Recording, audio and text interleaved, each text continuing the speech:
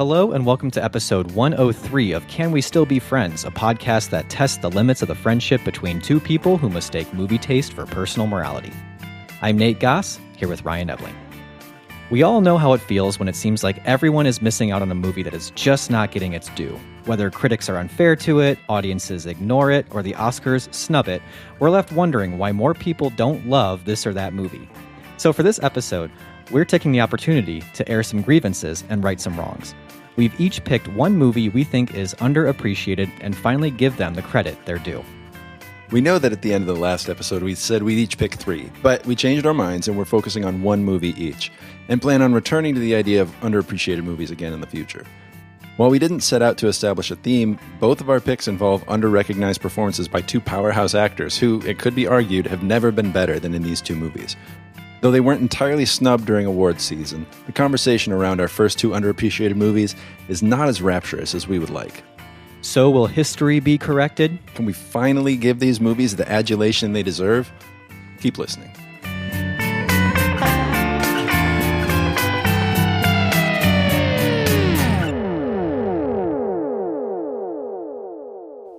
Hello, can we still be friends? It is Andrew. And instead of coming up with a full 5-movie list of underrated films that I think y'all should pay attention to, what I'm going to do is just suggest a trio. This is the Irish Folklore Trilogy by Tom Moore and Ross Stewart. The first of this series is The Secret of Kells, the second, Song of the Sea, and the last, Wolf Walkers.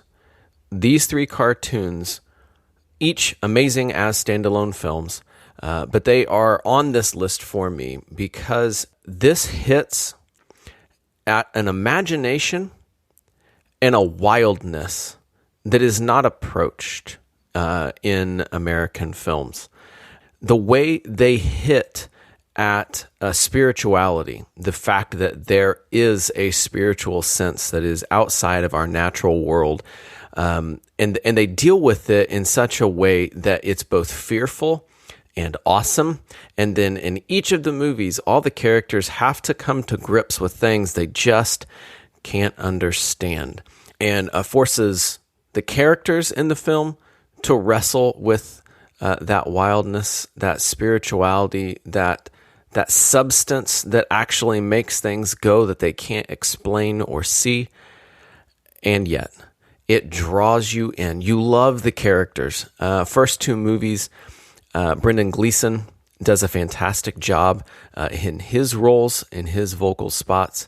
And then in Wolf Walkers, Sean Bean as the dad does an incredible job. Now, I don't want to spend too much time talking about each of the individual voice actors that bring just gold to these films.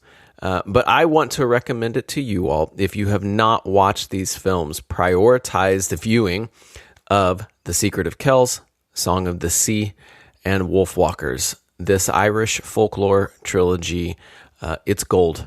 So give it your time. Thank you very much. Nate, Ryan, have a good show. Well, thanks to AJ for that clip that he sent in. That's our friend Andrew, who calls in a lot, and we love hearing his thoughts on either the movies we've watched or, in this one, movies that he thinks are underappreciated. And we are impressed that he did 3, even though we backed off on doing 3. So he did the homework better than we did. Yeah. But I kind of like this idea of, like, because AJ calls in so much, or Andrew. It's almost like he's sort of like a supervisor for us. Yeah. Like, he kind of calls in for every show, and I kind of love just having his opinion thrown in there as almost like it's not quite a guest, it's not quite a third host, it's like somewhere in between. You know? But I do appreciate it, and I actually have not seen any of those movies. None of them? No, and the thing I haven't is, seen the new one. I was actually texting with AJ this week, and I was like, I can't believe the thing is, The Secret of Kells has been on my to watch list, pretty high up on it for so many years. I've seen it. I've seen that one a couple times. I've only seen Song of the Sea once, and I want to watch it again. Maybe I'll watch all 3 of them. I told him I'm going to. That's going to be. They've bumped higher up on the list because I feel like animation is one of those areas that I just love a really good animated film, and I specifically love when you can get a really good animated film that's like outside of the sort of the known names, the Pixars, the Disneys, the DreamWorks, you know. And I know that we're both fans of the podcast Film Spotting. And Josh Larson, one of the hosts there, has always been a huge fan of these movies. And so that's another reason why they've always been high on my list. And thank you, AJ. They're even higher. So in fact, I think we should should we cancel tonight? Yeah. And I'll go watch those. Yeah. Okay. Well, see you later. See you in a bit. And we're back. And Nate still hasn't seen it. I still haven't. It didn't work out. We can't play that joke. Anyway, but yeah, we really appreciate that, and we still want to hear anybody else's underappreciated movies.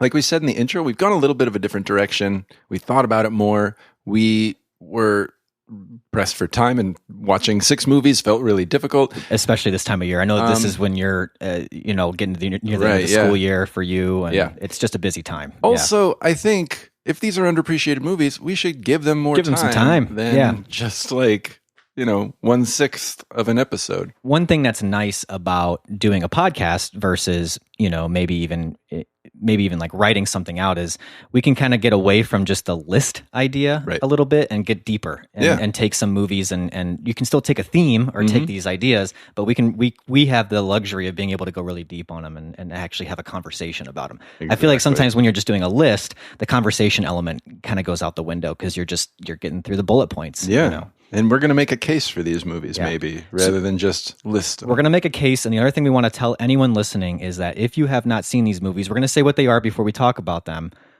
We are going to definitely be getting into spoiler territory because we want to go deep, because we want to kind of look at certain scenes and figure out, what exactly it is we love about these underappreciated movies. So just be aware that once we start talking about one of our choices, we're not holding back. No, sorry. So Nate, you want to start us off, because truth be told, this came from Nate's pick is sort of why we thought of doing underappreciated movies. So why don't you start us off, and what made you pick it? We'll do first viewings and all that. Yeah, and in fact, I'm going to go with something extremely current, like something that just came out last year. And I know anyone who knows me in person is getting sick of me talking about this movie and also thinks I'm getting a little obsessive about this movie. And I really am kind of. You kind of are, yeah. I'm getting a little obsessive about this movie. But the other side of this is that no one else seemed to. Right. Like, this was a movie that I think had a lot of buzz around it, especially around the casting in it. Yeah. And then it just sort of came and went. There was a little bit of discussion in the awards season, mostly for actress. But yeah, other than that, really not much of anything. Yeah. And the critical response was a little tepid, with a few exceptions, which I will get into. Okay. But yeah, so my pick that I'm kicking off this episode with is last year's movie, Spencer. Is she here yet? Not yet, ma'am, no. Then she's late. Yes, she is late.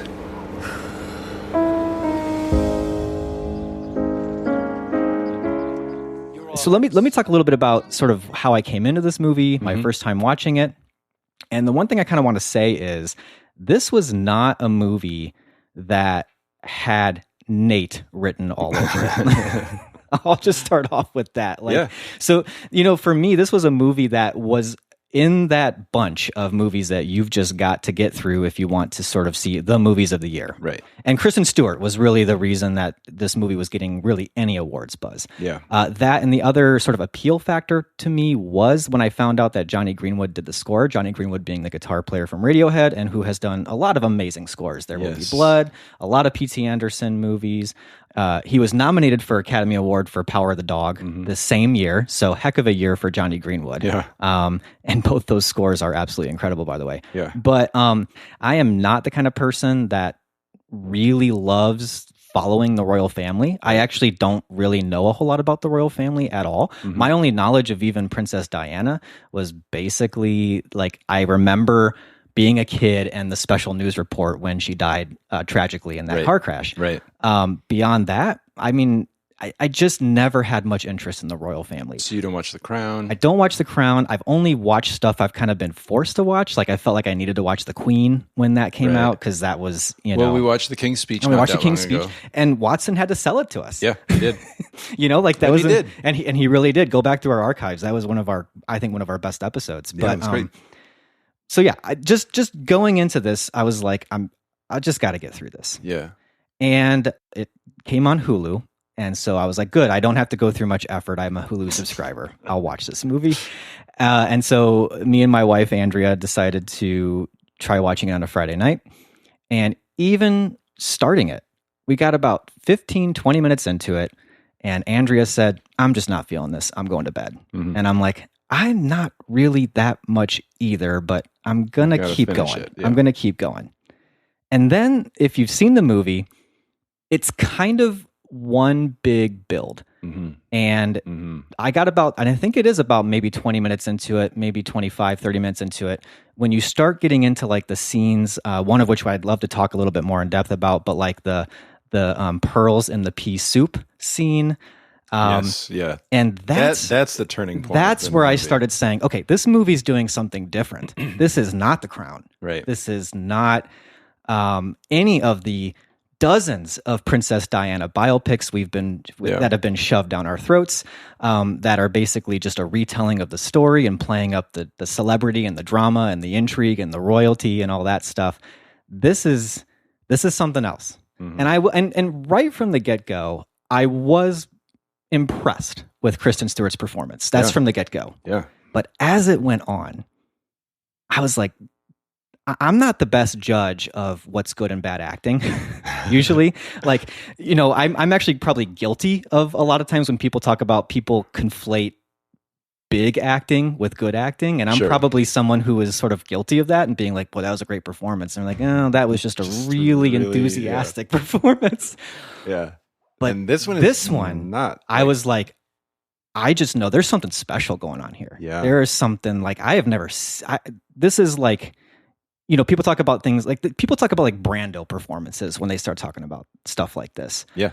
But I don't even know if it's that. I mean, it felt like she was channeling something very real. Right. Something spiritual almost was going on. And I'm not just talking about her work into the performance. I mean, what was happening to me watching it, where I was like, I feel like I'm having a connection with Princess Diana. Like, that is odd. I've watched so many biopics and I have never had this kind of connection to the subject of that biopic, and not even needing to know anything about that subject. Like I said, I didn't know that much about Princess Diana. I still don't know that much about Princess Diana. You don't need to, but I do have the images in my mind of her on TV, and she never quite looked that happy on TV. Right. And so that's sort of the impressionistic feel I had of Princess Diana, whether that's true or not, and whether that's fair or not. Right. And I feel like Pablo Larraín, the director, and then Stephen Knight, the screenwriter, one of the things I kind of want to get into is like they are bringing all that into this movie without actually portraying it. Like they are actually kind of assuming everyone has their sort of understanding of Diana and everyone has a feeling or a sense of Princess Diana because she's just that large of a person in the world. And that all kind of gets brought into this movie, but just as sort of context, not as anything really deeper than that, right. But something that they almost use to kind of play off of something that actually hits you on a much more personal level, I think. Sure. I definitely want to get into it. I am going to just go out and say, and I know it sounds hyperbolic, and I'm not just trying to be sort of like, I don't know what the right word is, super unique in this take or anything, and I'm not the only one with a take, but I really do think this is a masterpiece of a movie, and I would love to go into more reasons why, but before that, I do want to just kind of get your feeling, when you watch the movie and then, obviously you had to watch it again for the episode. Yeah. Yeah. I mean, it's interesting. My first viewings and this viewing were just a couple months apart, probably. I only watched it because you wouldn't stop talking about it. And basically what you said, you didn't have all those thoughts fully articulated, but you just couldn't believe that it was passing by so unremarked upon. And, I had seen Jackie, right, and I had Pablo too. Larraín's movie before this, and when I saw, he's doing a movie about Diana. I didn't even mention that was what I was bringing into it too. I kind of was like, I saw Jackie. eh. I liked Jackie. I really did. I thought it was great.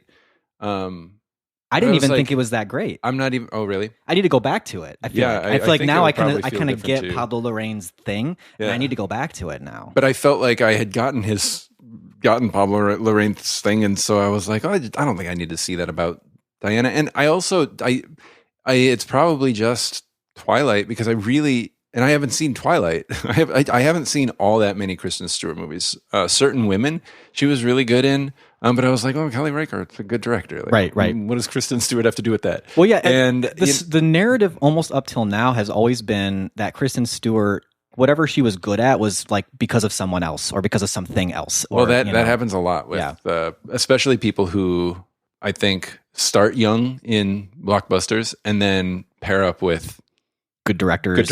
Yeah. It's not like, well, why did that good director pick them? Like, what did they see in them? But I do not get excited to see a Kristen Stewart movie.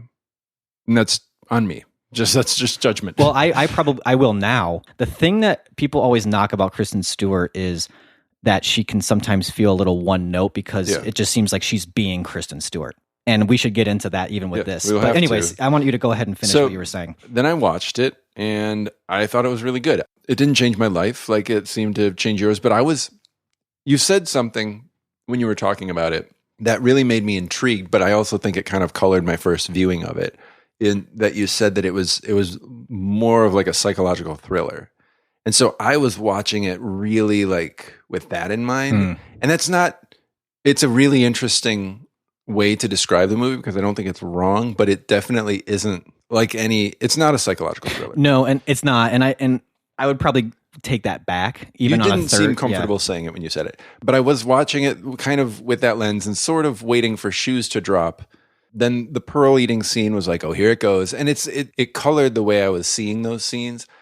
So I liked it, but then I was still sort of like, I'm not sure what this movie is necessarily. Right. And then rewatching it, I was able to focus on a lot of other aspects of it. And one that I really, really focused on was Kristen Stewart's performance. And we'll talk more about it, but it really is. If she can do better than this, I will be astounded. Yeah. Because I don't know if anybody could do better than she did in this movie. It's one of those things where like, I know that she doesn't look exactly like Princess Diana, but she will replace in my mind the image. When I think of Princess Diana, I'm going to think of Kristen Stewart's version of her. Yeah. Which from the little I do know, which is apparently a little bit more than you, there's a lot about Diana that was not good in like the way she treated people and everything. Yeah, but there is even glimpses of that in Spencer. Right. I mean, we should definitely get into it. Let's do that. One of the things I know I've said to a lot of people is, and this is the most boring way that you could try to get someone to like love a movie. Here we go. Is just to go, to me, you could go category by category in this movie about how you analyze a movie, and it's practically perfect in my opinion. The script is great. It's a really tight script, and the dialogue is layers upon layers upon layers. I mean, before we even get into performances, the dialogue in this is one in which nothing that's actually being said is what anybody means. Right. And everything that's being said is actually about something else. Yeah. Everything. And I was watching a couple of like the making of featurettes and a couple of different critical, like sort of people who appreciated it on YouTube doing videos on it. And a lot of them talk about the script as just being poetry, like a narrative poem. The writer, Stephen Knight, he called it an upside down fairy tale, one that actually makes a fable out of tragedy. And that's exactly kind of what this is. I mean, this is definitely not really all that concerned with historical accuracy. Right. So you could talk about the script. You could talk about all the ways that Pablo Larraín brings that to life visually, because there's a lot of cues that have to happen because this is such a surreal movie eventually. But there has to be enough visual cue for you to understand that, okay, I don't have to believe that this is something that actually happened. This is all from the subjective point of view of Diana. So you can talk about all of these decisions that Pablo Larraín's making. You can talk about the score, where I think Johnny Greenwood is creating a score that is like to me, like he got a lot of attention for Power of the Dog. I think this one's better. And I also think that it's doing things in a movie that this is taking score writing even to almost another level. Like Johnny Greenwood's doing a lot of the work to tell you how to feel, how to interpret this movie. It's it's as beautiful as it is scary. Yes, it's both, and that's the character. And then the editing is great. There's some scenes where you can talk about the way that the things just cut between each other, and that is kind of where I was getting at the psychological horror. Right. And one of the things I think of really about this movie is that it's not that it's psychological horror. It's that Pablo Larraín's not afraid to take from that genre. Right. And he's taking from a lot of genres, because there are some scenes that really do feel like just historical sort of period piece stuff, because he's trying to convey the sort of like burden of that tradition. Right. And he needs to just show it as very fancy and very strict. And anyways, I don't know. I feel like if you get me talking, I'm going to go on and on and on, but we should have a conversation here. So yeah. Well, I mean, so maybe I'll start with something that we can kind of talk about. You talked, one of the things you said earlier was that the movie is just one long build. yeah. And that's extremely astute observation to make, because it really is in a way that you never see coming, which is interesting, that a movie can do one thing the whole time, and it isn't until the last 15 minutes that you see what it had been doing the whole time. Especially for a movie ostensibly in a genre that we've all seen before. And to start it oriented enough in that genre to make you believe that it is that, and then over time, without ever really telling you when, build to what it actually is. I think that a major part of the success of that is that Kristen Stewart plays a powder keg so brilliantly. On the second viewing, especially, I noticed that, like you were talking about a good performance being like a big performance, this is one of the most restrained performances I've ever seen. But she has these little outbursts that speak so loudly compared to the repression that she's performing the rest of the time. And then you kind of realize that the movie is also doing that. The movie is a powder keg, that all of those trappings, and this might be something that people who love The Crown and Downton Abbey, because they just revel in that stuff. And this movie is taking all that stuff and saying that is the very flimsy, but very tight cap. That's on her a trauma. deadly scenario. Yes. Yeah, that's the repression, and that really is. And I've even heard her in interviews talk about this being trauma. That this is Princess Diana's trauma. And one of the things that she talked about was, and I think this is where you could watch this movie and you could misinterpret it. And Kristen Stewart, I saw an interview where she just said, "We are certainly not saying Princess Diana was crazy." She said, "What I felt was that." That's how anybody going through trauma feels. You feel like you're going crazy when you're in the middle of it. And it's not, I don't think that I would go so far as to say that Pablo Larraín or the movie or, Stephen Knight disrespects people who love the trappings of royalty and everything. But it is, as the movie goes on, all of those trappings, and this is actually something that's going to come up when I talk about my movie, but where Diana looks crazy, the movie is actually saying, no, everything else is crazy. Yes. Yeah. The fact that she has to wear these dresses to dinner for no one other than the people who know how messed up this whole thing is. Right. And act like it's not messed up. And they're all going to sit there and they're all going to eat and they're going to take pictures and they're going to read speeches and they're going to go to church. And they all do it knowing that everything they're doing is a lie. That's crazy. Right. How could you not go crazy saying, I'm not happy here, and everybody is acting like, how can you not be? And everybody outside is thinking that, like she's living this storybook life, and everybody inside her life is so steeped in it that they don't know how to call it what it is.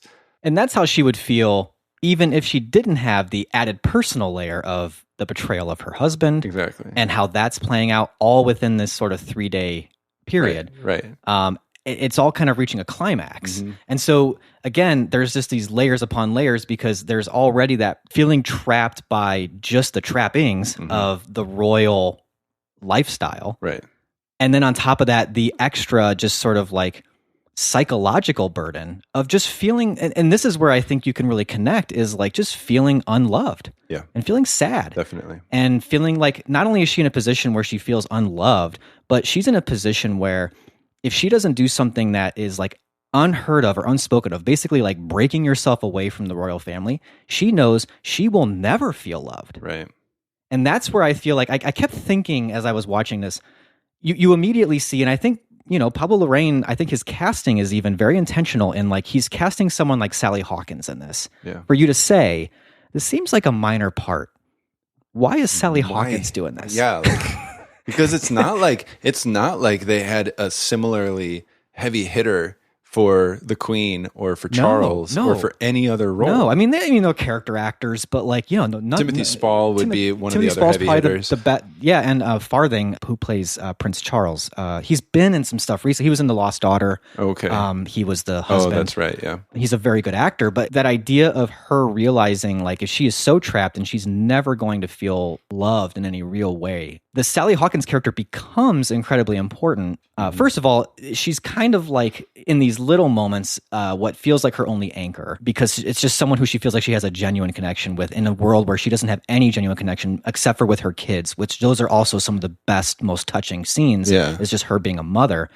But then it's like, you get that scene, which feels like it's out of nowhere. Like it's kind of like it feels like you could say it was just kind of wedged in there. The scene where Sally Hawkins' character confesses her romantic love for Princess Diana. Of course, I don't think any of this is true, but it's in there. Yeah. And I feel like what's important about that scene, and Sally Hawkins, while you needed the weight of an actress of her caliber in that scene, and the way you watch, I mean, if you really watch them in that scene together, playing off each other, it is like it's a master class in acting. It's aside from, I would say, the like candlelit scene with her sons, the only time that she is genuinely connecting with a person. Yes. Even more so than with her sons, because when she's with her sons, she's still playing playing the role. She's not really saying what That's she what means. I'm saying. She's talking through the lens of the game. Yep, the game. She's the general and they're the soldiers. Yep. And there's a lot of things about games in this, which we can get into in a second. But Sally Hawkins' character, like this is where they're just having a genuine conversation, and they're both just saying exactly what they mean. I've never told you this. It probably means you have to fire me, but actually, I'm in love with you. Yes, I mean in that way. Completely.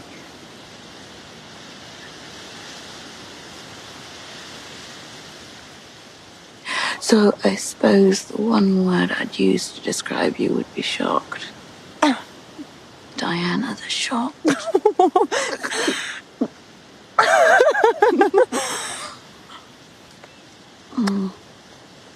Goodness. Yes. Quite. So what do you say to that?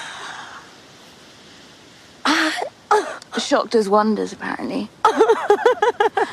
And I know you don't see me in that way. It's perfectly fine. I'm grown up. I just thought I'd lighten the gloom with something totally unexpected. Bam.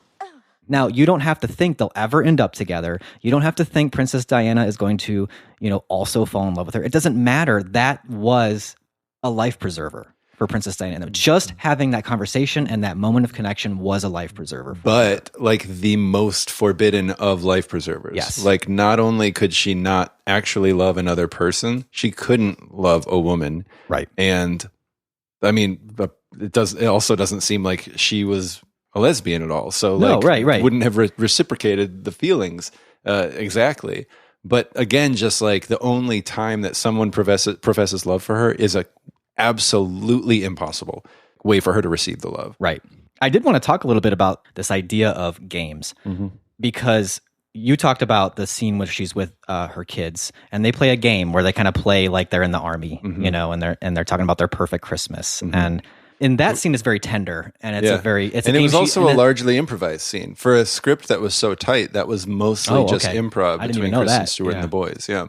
But the other really fascinating scene to me that has to do with this idea of playing games is the scene with her and Prince Charles, and they're actually facing each other at a snooker table. And he's telling her, basically, in a nutshell, he's basically saying, why can't you just play the game? What they're talking about, and it's the same sort of thing where you said they're talking about something that they're not talking about. Yes. She's saying, William is too young to go hunting. Right, He's they're too talking young to about the shoot a hunting. gun. Yeah. And he said, I hated it too, but there has to be, like he said, there has to be two of you.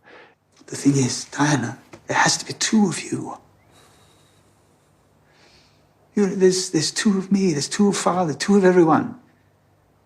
There's the real one, and the one they take pictures of. Now, we are given tasks. I hated to shoot at first.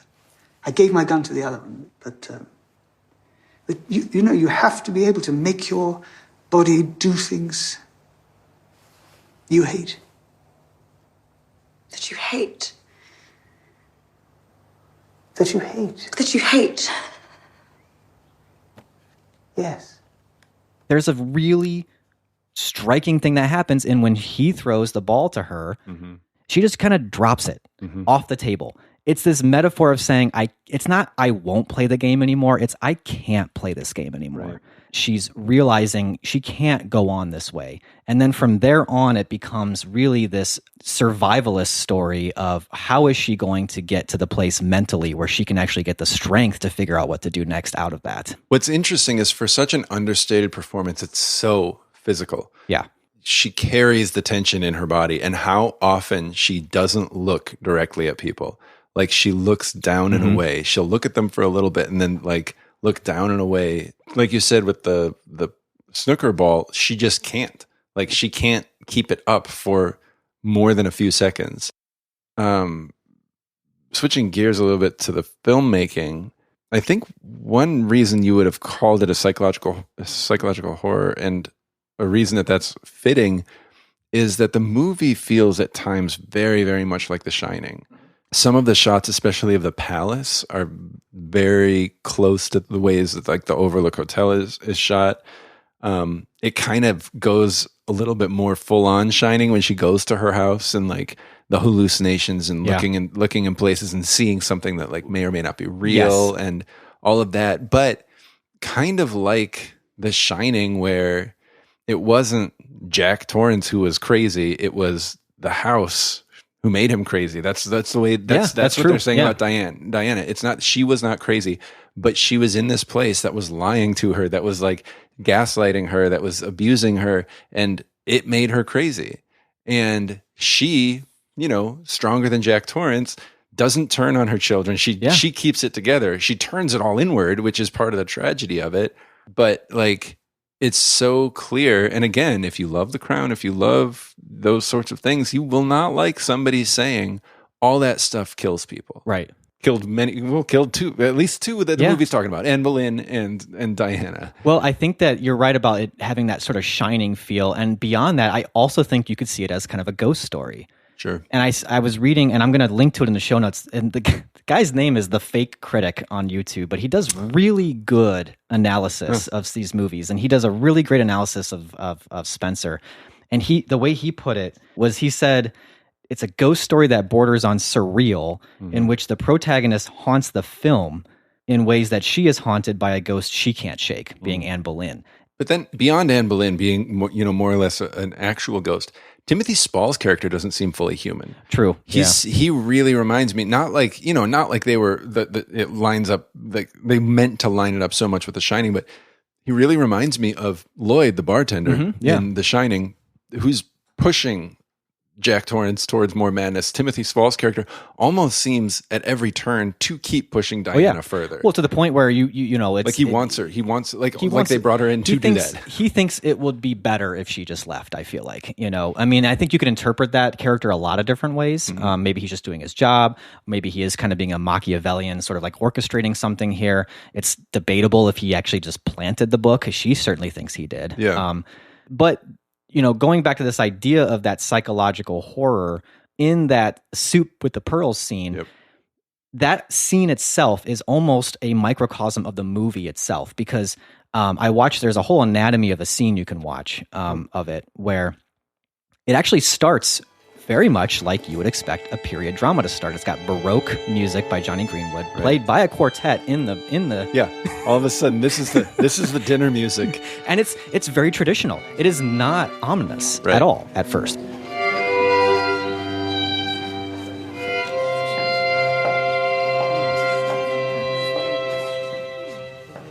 And Pablo Larraín gave Johnny Greenwood direction I want it to sound very traditional, very regal at first, and then I just want you to sort of ramp up the tension as it moves on. It's definitely got this exponential climb to it, where it takes a while to get there. I looked it up. The song's don't even realize it. The song's about 4 minutes long. It doesn't really start getting ominous till about more like at the 3-minute mark.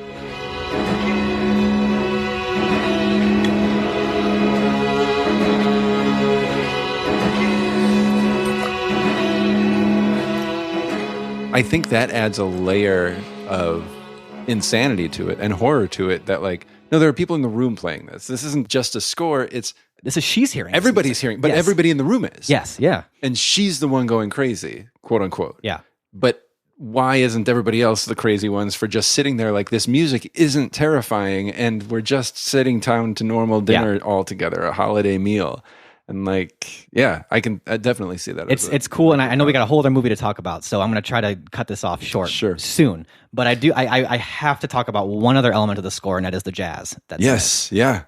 Because I think that fusion of that Baroque style with the jazz works amazingly. But what it's doing in the movie, I mean, jazz is all about trying to be free and freeform. Exactly. And it's this jazz that is butting up against this Baroque music in a very sort of dark way. Yeah. And I still remember the first time I watched this movie, when she is going down that hallway and Anne Boleyn starts cutting in with the editing. It is just like, I mean, it's just like, that's cinema to me right there. That is just such a great, effective scene. It gave me chills the first time I saw it, and it still does. Yeah. You know? Tell them I'm not well. Tell them I'm not at all well!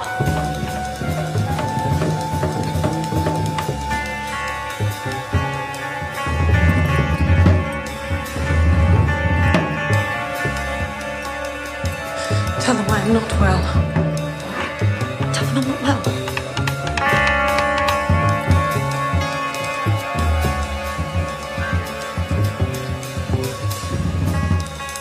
Tell them I'm not well!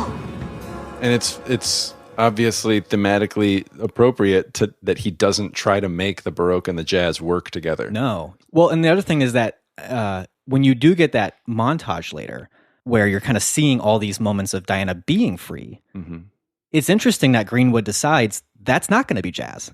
Yeah. That's going to be just a beautiful classical piece. Right. That's kind of saying it could have always been this way. Yeah, it didn't have to be this way. Right.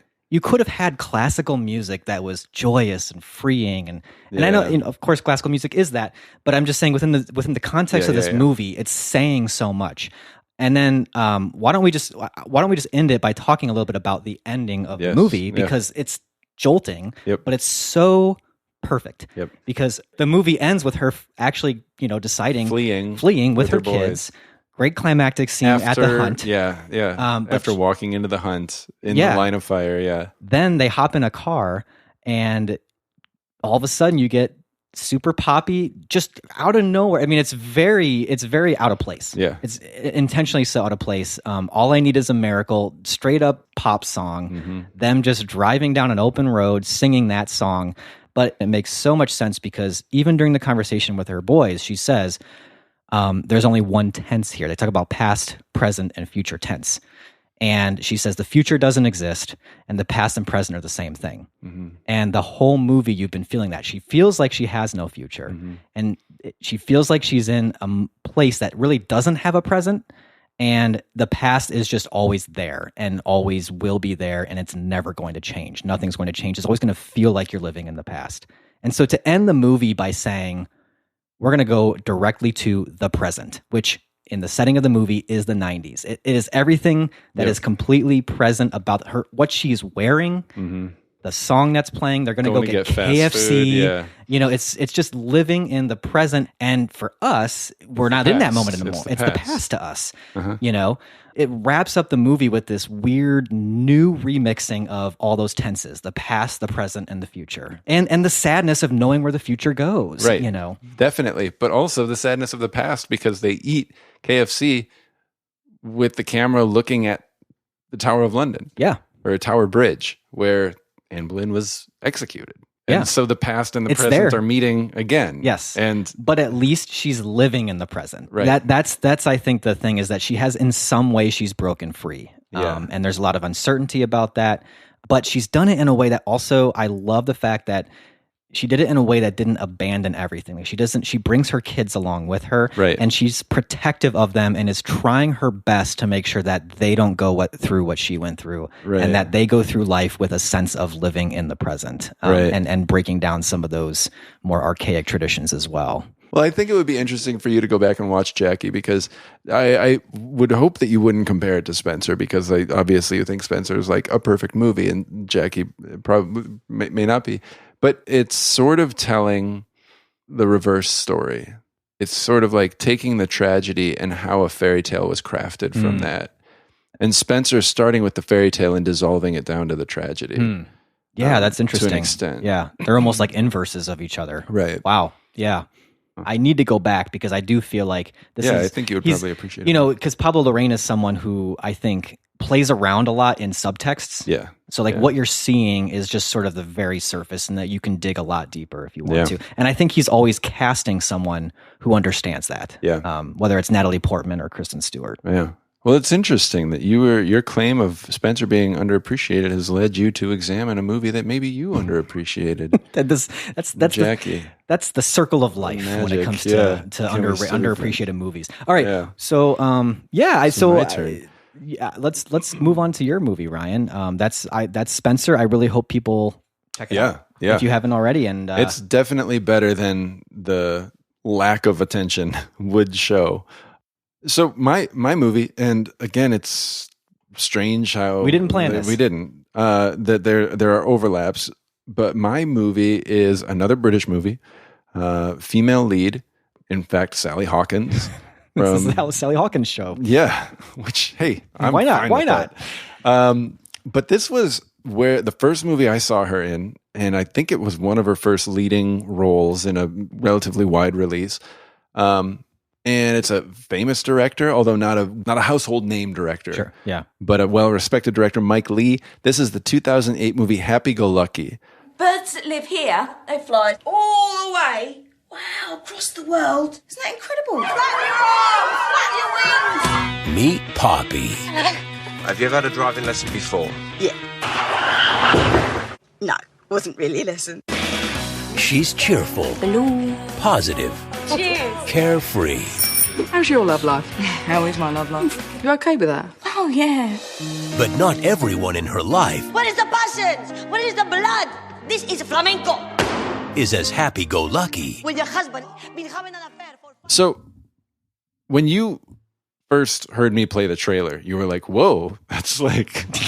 That's like old school trailer. Old school trailer, yeah. Like an actual narrator. Right. Which I mean, this is what, 2008? Yeah. I feel like they were already kind of moving past that by then, right? I feel like and like it's really like cheery, like the visuals, the interstitial titles are like cherries and like really bright colors and stuff. And even some of the clips they chose are scenes that are wildly out of context. And like you'd think like that this was some sort of zany madcap sort of movie. I don't know how you would market this movie. Right. But they mismarketed this movie. Well, and maybe that's part of the underappreciation. I think maybe. so. And that might be, if we keep doing underappreciated movies, that might be part of the story. Looking at the trailers and seeing what they did, how were they marketed? How they really misrepresented this movie. That trailer almost felt like I was waiting for them to just cut into like Walking on Sunshine. Exactly. You know, like, hey, exactly. I bet there's a version that was like, oh, so we got this song. Yeah. So if you haven't seen Happy Go Lucky, and I assume you haven't, Nate had not seen it. Happy Go Lucky is like a lot of Mike Leigh movies, not focused on plot. It's focused on a character. Mm-hmm. or a couple characters, and how they develop. And so for Happy Go Lucky, the main character is Poppy, played by Sally Hawkins. She is everything the trailer said. She is happy, and she is funny, and she's Poppy. Yeah. She's energetic. Yeah. She is optimistic. And it's just sort of her going about her life. I guess the main catalyst for any sort of plot is that she starts taking driving lessons. Because her bike was stolen. Because her bike was stolen, right, in the very first scene, which she responds to with it's like, so oh, that sucks. Positively, yeah. That's not actually what she says, but that's well, she says, I didn't even get to say goodbye. And her driving instructor, played by Eddie Marsan, I'm not sure. It's not Marsden. He's not related to James, but Eddie Marsan, who, if you've seen him in something, maybe The World's End is something that you would recognize him from, but he, as the driving instructor, is an incredibly angry, now we would call him an incel. I don't know if that phrase, I don't think that was around existed then, in 2008. Yeah. He's an incredibly complicated nationalistic. Character. Yeah. He is self-loathing. He's everybody loathing, and their worldviews collide, and not in a way that you would expect to see from a movie, but maybe a way you would expect to see from real life. What's also important is that he is not the main thing in her life. That relationship with him always remains a section of her life, a part of her week. And we see her going to flamenco classes. We see her teaching elementary school. We see her going on dates. We just follow Poppy. Yeah, that's the whole movie. That's the movie. She meets people who jive with her worldview. She meets people who conflict with it. Some people are very close to her. Some people are fleeting experiences with her. So just kind of the short pitch is, this is a funny, energetic, sad, powerful movie. Yeah. I saw it in theaters. Kelsey and I saw it together. So we would have been dating, and we both just loved it. I saw it because I read good reviews. I think I had seen some Mike Leigh stuff, but I still haven't seen a ton. So he did like Vera Drake. Vera Drake. Year. Yeah. Vera Drake was the movie just before this. Another Year was later. Naked was one of his breakout movies. Yeah. Secrets and Lies. I hadn't seen. This is my first Mike Leigh movie. Really? But the crazy thing is that I know the name. If you liked Happy Go Lucky, you'll like it. I mean, that's the thing is, like, I feel like he's a name I knew, and I feel like I must have seen something of his. Yeah. And I went to IMDb, and I'm like, I really have not seen anything. Yeah, he doesn't make a ton of movies, right? He doesn't. Yeah, he doesn't crank them out. But I saw it in the theater, and I loved it. And again, nobody really saw it. It's a really hard movie to get people to want to see because it's so unique. Well, you also don't have any huge names to draw. I mean, Sally Hawkins now. Yeah, but then definitely not. Probably not. And you don't really have any big names to draw you in. No, not at all at the time. And so as soon as it came out on DVD, I bought it. I've seen it a bunch of times since. It's just a movie that is so warm to me. It's just a movie that refocuses my life, truly. I'm not like Poppy. I really would love to be like Poppy. Sure. There are parts of her that are, and the movie isn't afraid to say, this isn't necessarily responsible all the time. And it might not read the room well. Right. But is it that bad? If those are its biggest crimes, isn't that okay? Right. I don't know what I have it on IMDb or on Letterboxd, but it's, after rewatching, it's a 5-star movie for me. Yeah, I could see. I could see that. So yeah, that's just sort of my initial gushing. Sometimes when I watch a movie I really like, I'm nervous for you to watch it.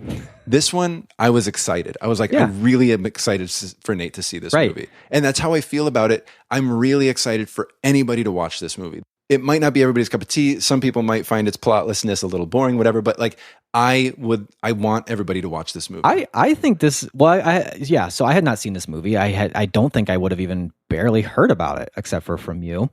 I think it is a very likable movie because I think even if you didn't like the Poppy character, if you found her quote unquote annoying or cloying or whatever, there'd be a lot to explore with that. Why do you think that? But beyond that, but like, I think there's enough, even in just her interaction with the other characters, that there's enough situational comedy in that even if you found her character annoying, you could find the situation funny. Yeah. You know, I can talk a little bit about just watching it now for the first time.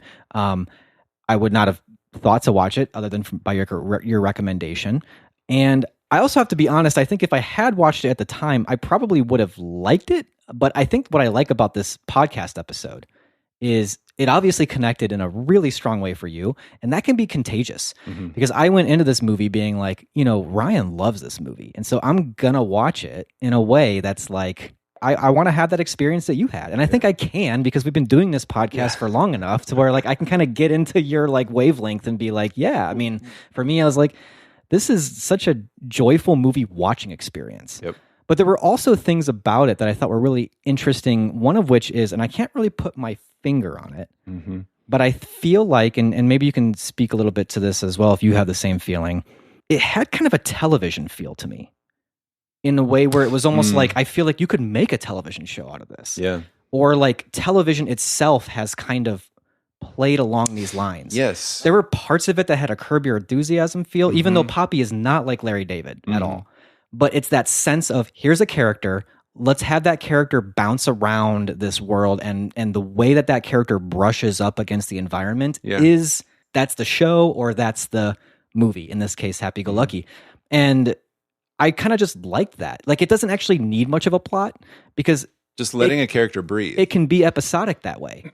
Now, the movie does a really smart job of connecting those episodes because, you know, it's not just There's like you a see the thread, driving instructor and then he never really comes back, or you know, he comes back in really, he comes back in like really unexpected ways, because you could think maybe this will become kind of an interesting romantic interest thing, even though he's kind of despicable. But like, you know, if you watched that trailer and then you started the movie, wouldn't you absolutely think that that's where it's headed? She's gonna turn Scott to see life her way, and he's gonna become invigorated with life and fall in love with her. Yeah, and then kind of like, boy, isn't that sort of positive lifestyle? Isn't that something that, you know, can really change the world? Nope, not in this world. No. Not in this movie. No, can't change everybody. It's just her. People just know her as who she is, and I mean, we should probably get a little bit more into detail about what happens with that driving instructor. Because I think that's super smart. What happens with it? It's super smart, and it's 2008. Yes, so relevant. Yes, for sure. Yeah, but yeah, brilliant. I want to hear what you had to say. I just wanted to. Before we go into that, I just kind of wanted to say, like, I felt a little bit like there was some Curb Your Enthusiasm in here, and there's also a little bit of like Ted Lasso in here. Yes, I felt mean, not only is Sarah Niles she plays a therapist. Have you gotten to season 2 of Ted Lasso? Yeah. Okay. Yeah, I finished the show. Okay, but we don't need to spoil that. She's but in Happy Go Lucky. Yeah. But I mean, just in the sense of like, this is a character that is going to just radiate positivity, and it's in London. Yeah, exactly. but like, I would be really interested to know if Happy Go Lucky is any sort of an influence on Ted Lasso. It certainly could be. And so for me, watching it now for the first time, really late to the game, I kind of feel like TV has taken now whether they're inspired by it or not, but they've taken some cues from it. The movie itself even has these like the score is almost like a television type of score. Yeah. It's like a sort of motif that's light, and it kind of just interjects when it needs to. It doesn't really do anything for the movie. Right. It's not telling you what to It just sort of segues between things. Exactly. Like, when we need a segue, let's drop this motif in here. And I feel like that's very television-ish, you know.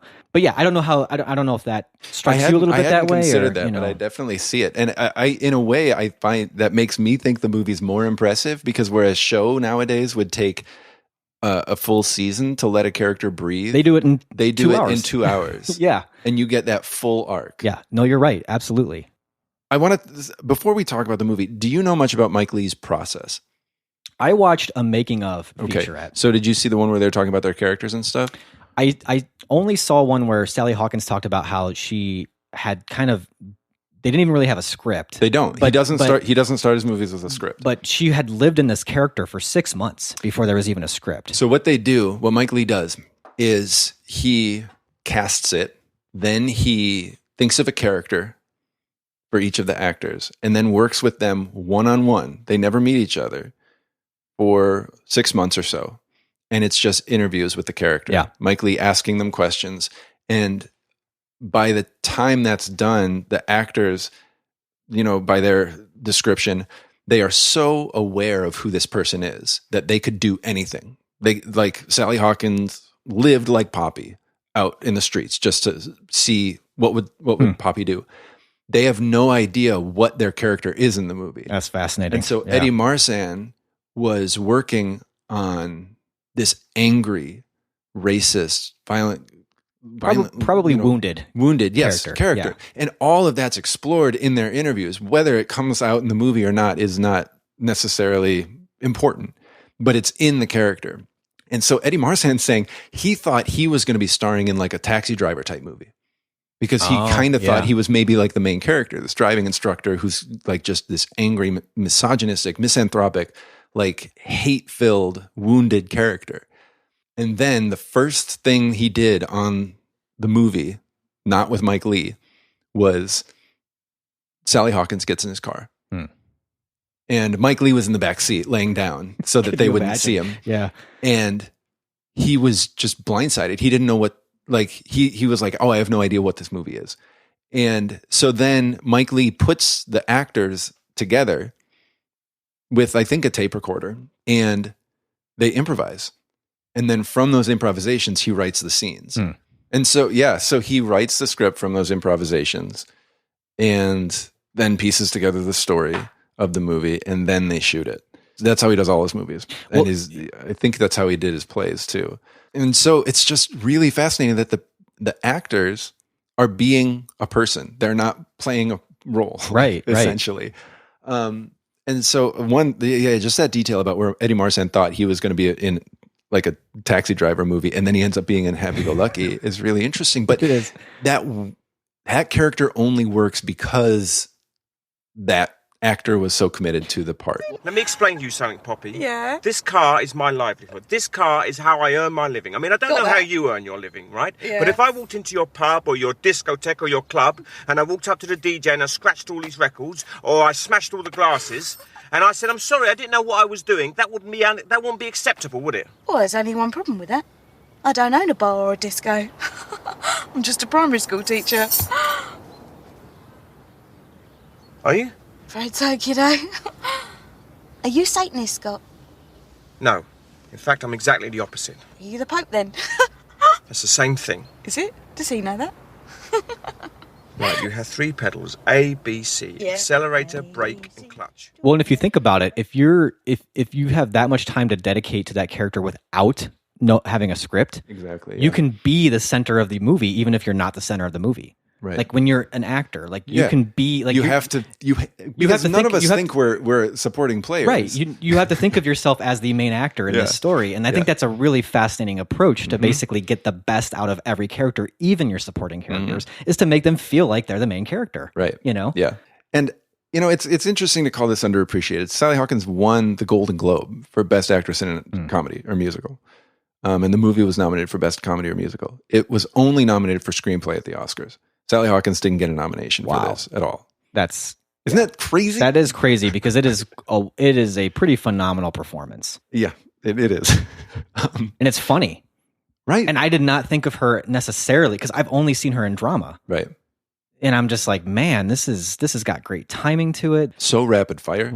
And it's interesting that you say that they do a lot of improv because I kept thinking as I was watching this, it's like she's the embodiment of that improv idea. Like the Poppy character of the yes is the embodiment of the yes and, because anytime someone makes a joke, she keeps it going. I think what is really endearing and not annoying to me about that kind of character is that she is positive, but her method for staying positive is usually a deflective kind of humor. That keeps things light, So it's not just this naivete. Exactly. That's really what I wanted to talk about. That would be very annoying in a movie that did the same thing but didn't have that. The fact that she is able to just sort of like, oh, I know what's going on here. I know what you're really saying, or like I know, but I'm not going to let. I'm not going to let you bring me there, and I'm going to deflect it with this like really smart, crackling kind of comeback, or right.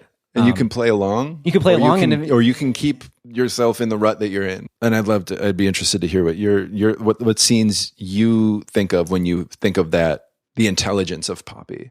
But one one that really stands out, and again, on the first time watching, is very different than watching it on repeat. But the scene with the, I guess, homeless man, or yeah. Well, and he's not just homeless; he's mentally ill. he is, yeah.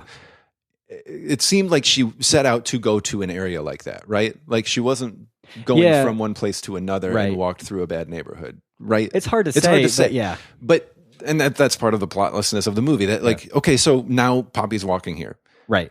So she hears someone kind of speaking loudly, and she goes to see him, and he's somebody who's clearly, he's hurting, but he also has some sort of mental illness, and there are moments where it could be dangerous.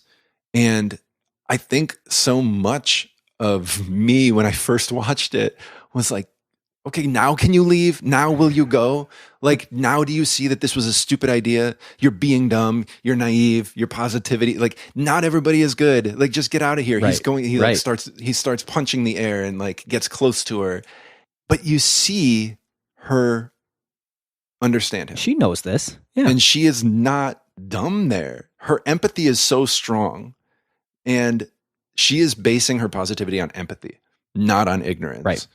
And she does get scared. And she even sort of speaks loudly to him at one point. But she doesn't do it in a way that shames him. Right. Exactly. Right? That's just it. Yeah. I can't imagine anyone would ever feel ashamed in an interaction with Poppy. Right. And the other thing I thought was really a smart choice, an interesting choice for this character is, first of all, that she is a teacher. Right. But that she's also like a really good teacher. And she's not good just because she's positive. And she didn't even really want to be a teacher. She right, just sort of fell into it. She fell into it. But also that like she's a teacher that, of course, her personality lends itself well to teaching little kids. Yeah. But she's also good in a deeper way where like she sees the kid who's beating someone else up and she knows something's wrong. That something's going on. Like the kid isn't the problem. There's something going on that's causing the kid to react this way. Mm-hmm. And then she does the work to like dig with this school counselor and kind of figure out what's going on with this kid. But one lens to look through this that Mike Lee actually provides in one of the making of things, I don't know if you saw it or not, that I thought was interesting is this idea of teachers and how Poppy is actually just a very good teacher. The flamenco teacher is someone who's a very good teacher, but doesn't know how to not let her personal life into things, which is hilarious. Yeah. That whole scene is great. Yeah. And Scott is a very bad teacher. And then Scott is a very bad teacher who thinks he's very good. Right. And that Poppy is this, someone who's actually just very good at her job. Because she sees people. Because she sees people. That's the point. Yeah. When Scott is screaming at her or like ranting in one scene, she said, "Did you like school?" Like she can see, like she doesn't judge people. She asks questions. But then on top of that, ways that she could have been a one-dimensional character is that her positivity is out of some sort of ignorance or sheltered or bubbled, sort of existence. But it's not at all. She doesn't ignore the bad things in life. No, and it's also not, her positivity isn't a method for avoidance. Not at all. But at the same time, she's not weak either. This is not a coping mechanism for somebody who can't deal with things. Because you see with Scott where she'd been deflecting about the boots, like it's not that big of a deal. And then he doesn't give it up. And then she does flat out tell him, "I'm not going to stop wearing the boots." Right. Yeah. Right? Like that's not something a weak person would do. Right. Not somebody who's using positivity as an avoidance. She was doing that as an out for him. This isn't a big deal. I'm letting you give this up. I'm giving you a chance to let this go without me holding it against you. And now you won't stop. I am going to put my foot down and say, I'm not going to stop wearing the boots. And I don't even need to really give you a reason. Right. And then the same thing when he proves himself to be extremely dangerous to her. Even though he sort of comes to a realization that he went too far, she sticks to her boundaries. You're in no fit state to take this lesson. Poppy, I'm the driving instructor. You are the pupil. You need to calm down. I am calm. You can't drive like this. How dare you comment on my driving? I think I can comment on your driving when you're putting yourself in danger, you're putting me in danger, and you're putting other people in danger. It's not me, it's them. That's bullshit, Scott. It's all bullshit, yeah? That's it. I don't want it. What, you want this lesson to stop? Yes, I do. I don't want you to teach me anymore, all right? I'm sorry. Okay, great, fantastic. You get in the passenger seat and I'll drive you home. No, I don't think so. You're not driving, I'm driving. No, you're not. Yes, I am. Poppy, if this isn't a lesson, then you can't drive. You're not driving anyway, sunshine.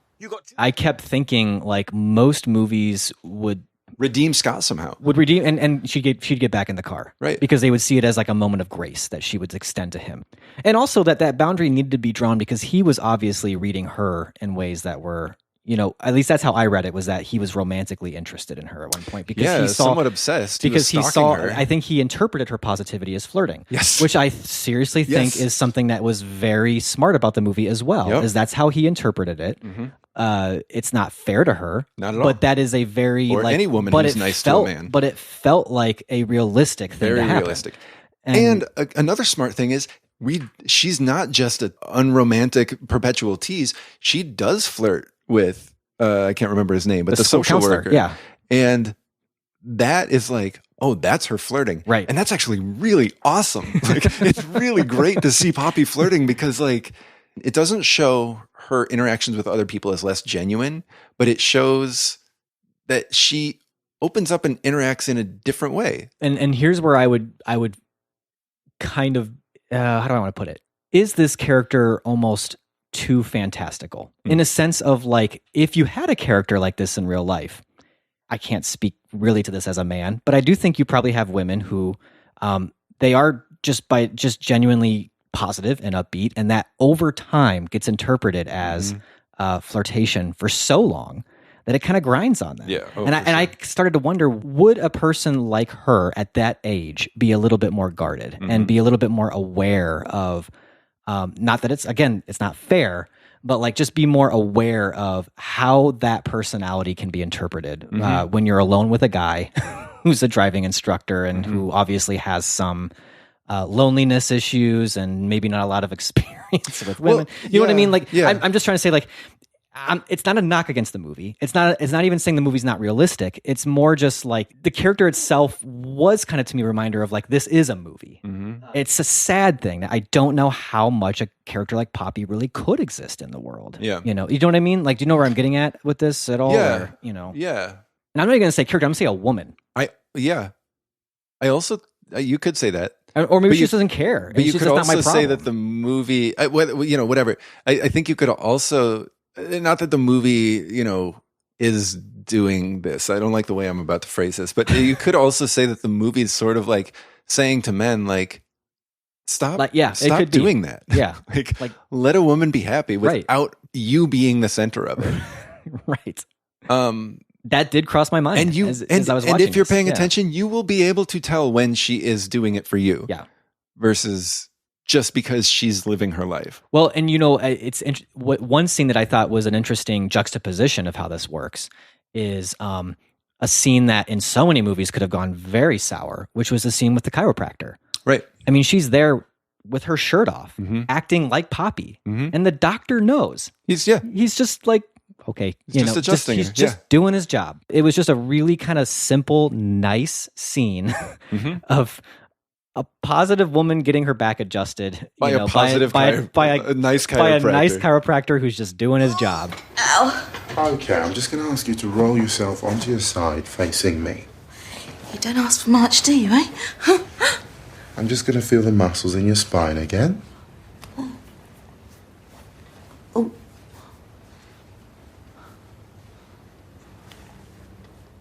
Oh!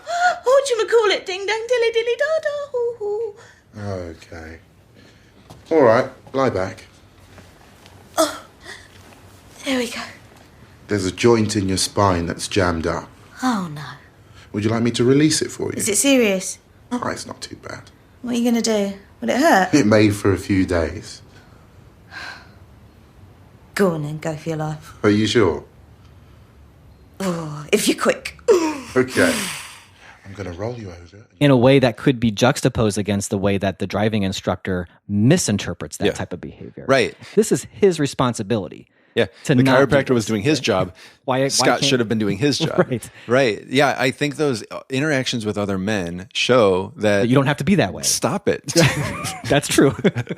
And this is what I kind of realized watching this time, and then was very interested to see a connection to Spencer, is that Scott, and I'll speak personally for myself, And then I think also a lot of people would think anybody as positive as Poppy is delusional, that she is crazy. This movie, as it builds to that final, and that's a brilliantly built scene where it all blows up.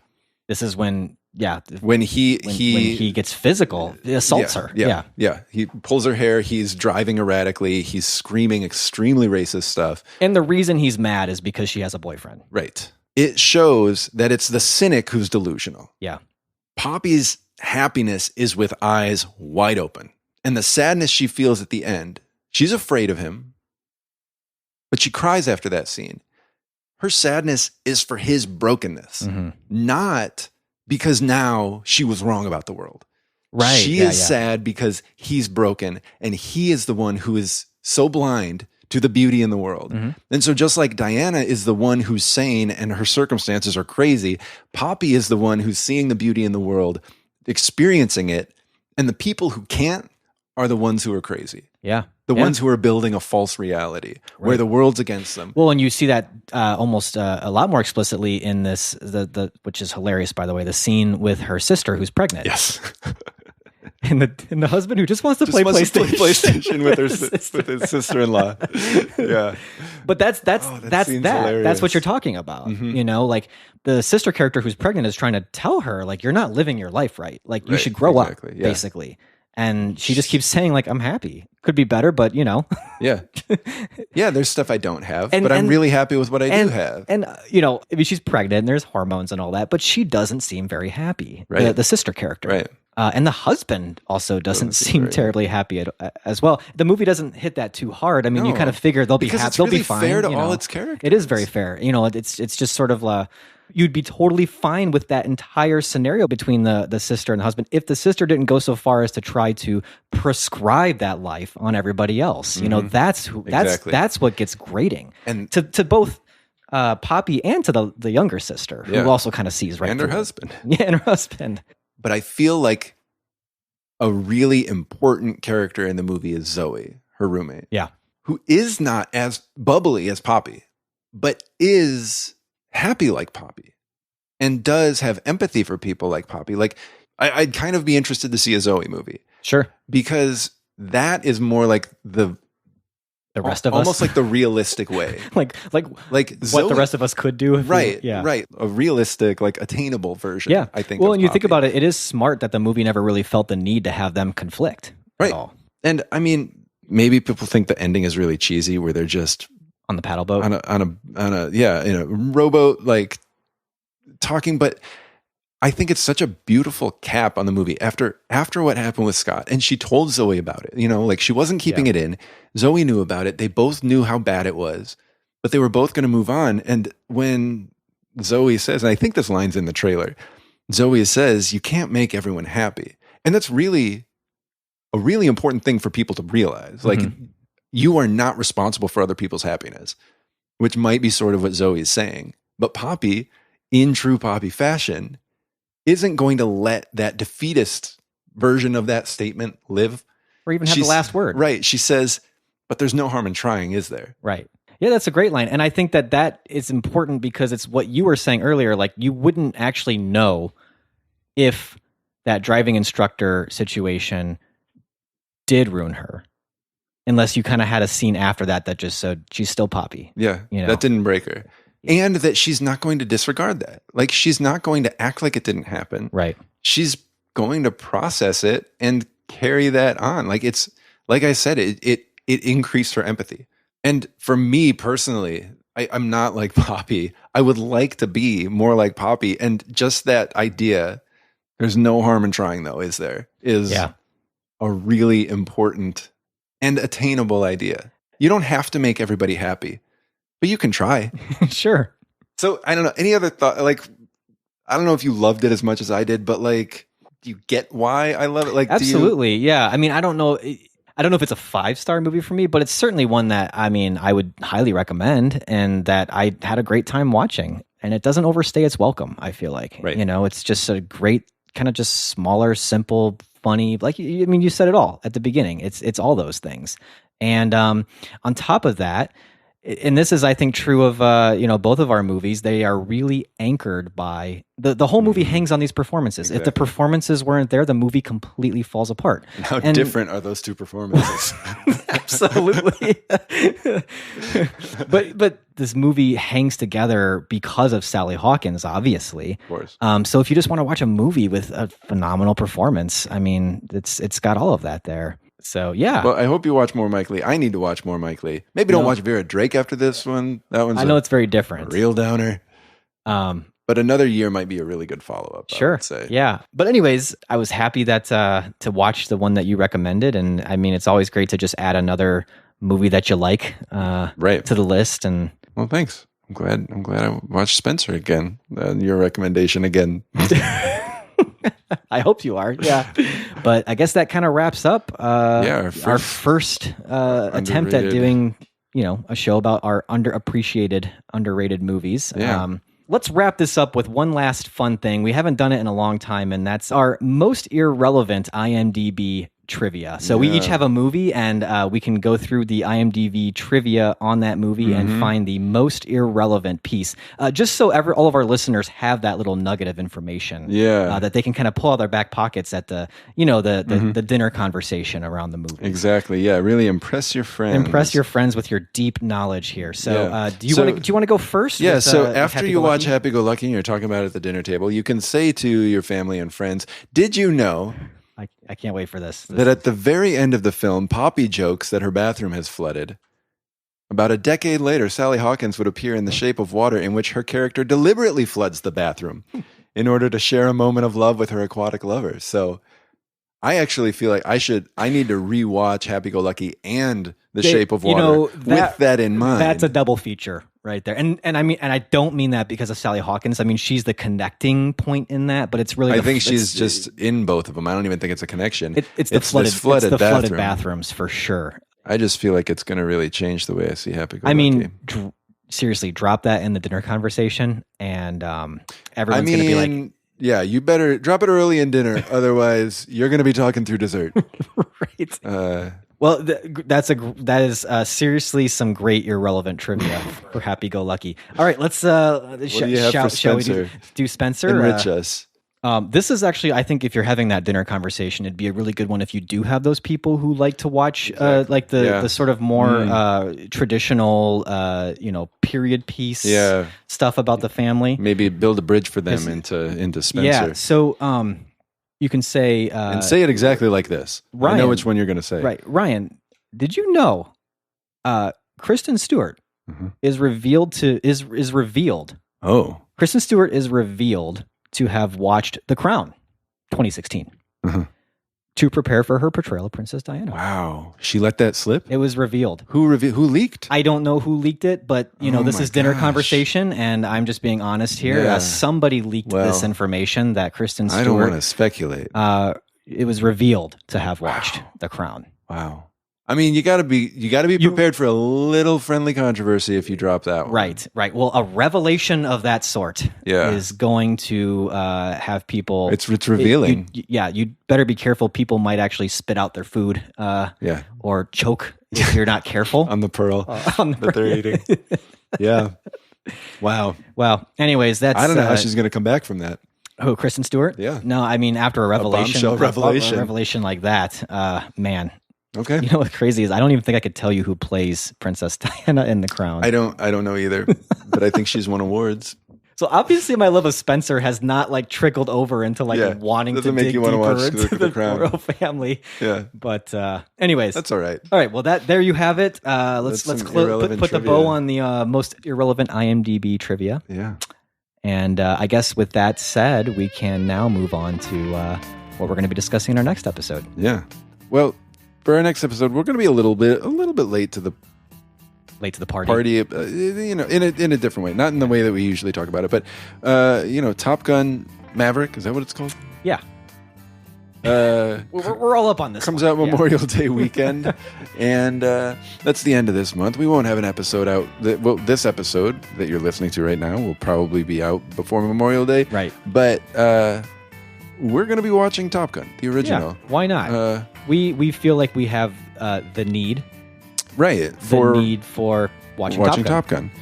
So it'll be a little bit late. But when is it inappropriate to watch Top Gun? Is a question I think everybody's asking. I think June it's a is question I ask frequently. Yeah, and wake up in the morning. Hey, is now a good time to watch? Kind of then it's your getting to know you question, right?